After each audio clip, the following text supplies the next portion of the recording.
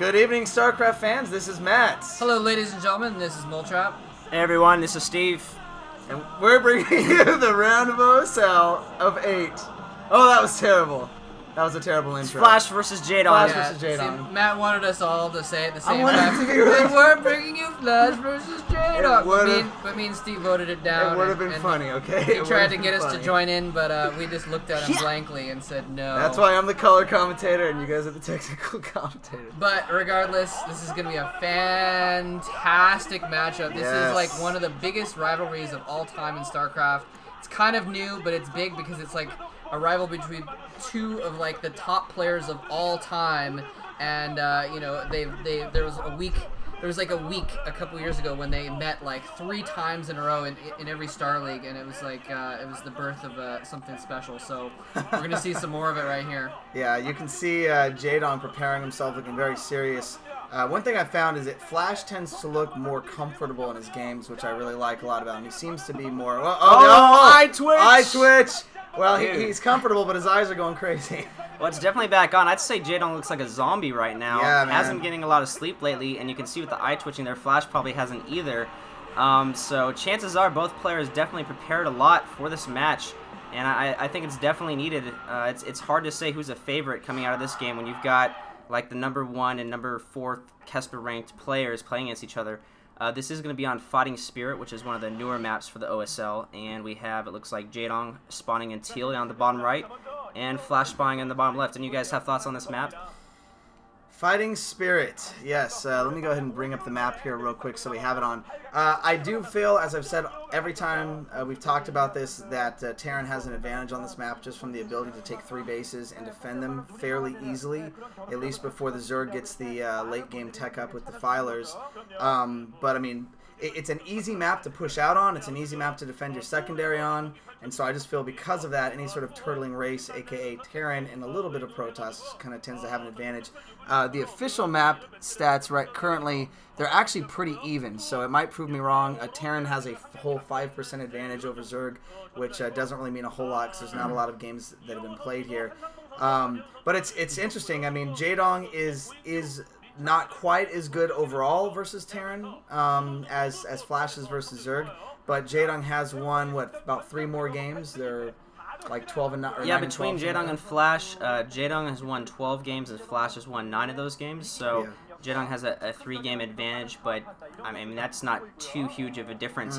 I do want to mention about this map. One thing I noticed earlier is that, like you said, I think this map seems like it would be Terran favored because there's these big cracks basically where there's little bridges that go across to your base, and as long if you have siege tanks, you know, on that side of the bridge, you're able to cover a large amount of space and guard both your secondary and your third base. So it seems like that would be advantage for Terran, and it looks like Jaedong now putting his 12 hatch, yep, so, and also scouting with the drone, scouting in the wrong direction, and it looks like Barracks going up for Flash, and also his SV out. What I was going to say is that the interesting thing is that Flash thumbed down this map in the MSL. Basically, in the MSL, if you're the leading player going into your group into the round of 16, you're able to choose to say that you don't want to play one of the maps, one of the 4 maps. So Flash chose not to play this map. So I don't know why that is, but for whatever reason, Flash may not feel as comfortable in this map. Maybe he didn't practice as much or didn't want to play it.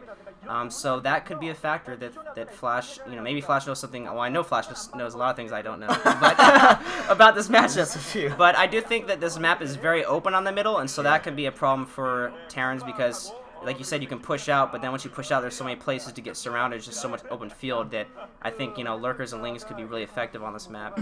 Yep. Personally, I don't give, and I've said this before, but I don't give a ton of credence to map stats and that kind of thing. Yeah. Especially with players like this, because players of this quality and of this caliber, of this skill level, are going to be the kind of players that are going to be aware of anything going on in the map that's going to affect their play, and they're going to change their play style in order to, you know, to deal with that kind of thing. Like, you know, so if a map is going to make it so that, you know, as a Protoss versus Zerg, for instance, you can't expand as much, then they're going to play a more aggressive game and go for a quicker game, that kind of thing. So I don't think the map stats are going to matter that much, or the map dynamics, because they're both going to be able to adapt their play to fit whatever's going on anyways. Flash going for a 1-racks into command center, and it was interesting he didn't try wall in or anything like that. Yeah. Very, very confident there, but he's got his command center going down, and actually some lings coming up pretty quickly here. He's only got a few Marines there. There's only 6 Zerglings. We don't see a bunker or anything. I'm surprised, a little bit surprised by that. You don't see at least a little bunker starting. But I guess he's going to maybe pull some SCVs or what have you. But it looks like with only the 6 Zerglings, yeah, he's going to put those SCVs beautifully right at the little gap. Nicely done. That's going to be able to hold off those few Zerglings. And both players are kind of keeping an eye on each other right now as well. So, you know, I mean, again, with this top-level play, they're going to be able to know exactly what's going on in the other guy's base and not do anything more than they really have to. So that's why we saw Flash not making that bunker, actually, in hindsight, because he had a SCV there. He knew exactly how many Zerglings were coming, that kind of thing. I just wanted to say I'm going to give Flash an edge, even though you said it's hard to call. Personally, I think Flash has been playing a little bit better lately. Jaedong has not been auto-win this season. He's been slipping a little bit here and there, whereas Flash loses his SCV, but he has just been on a tear. He has been back to ultimate weapon status this last season. So I think, you know, if they're playing, both players were playing at their very, very top level, it'd be a lot harder to call. But right now, I don't think Jaedong is playing at his top level. So let me just point out that Jaedong has won his last 10 games. Just to pop the balloon a well, little bit fair there. Enough. No, well, I just brought up that well, stat. But still, but he's like, right. You know, in Pro League, he's like 9-5 this right. season. He hasn't been winning all of his games. He's been losing to people he shouldn't. Exactly. Well, I can give you guys the stats for the last 25 games. Whoa, Flash has been about, well, actually I have him about, let's see, 20 wins. Like 20 wins, 3 or 4 losses, about that. I don't want to say exactly because in case it spoils this game. So he's about 20-3 or 20-4, which is ridiculous. God. But Jaedong also has been 18 of 25.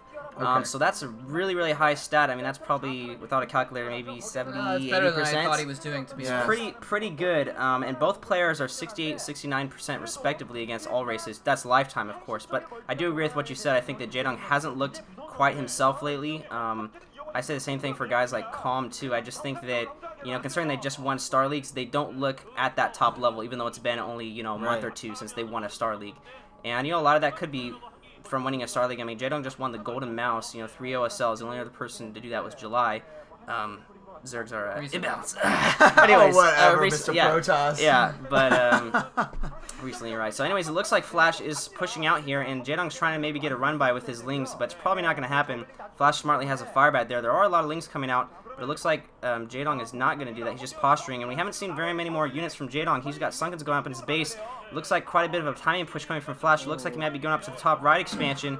One Marine getting stopped there, and Flash pushing back, getting a couple of Zerglings there. This is one thing I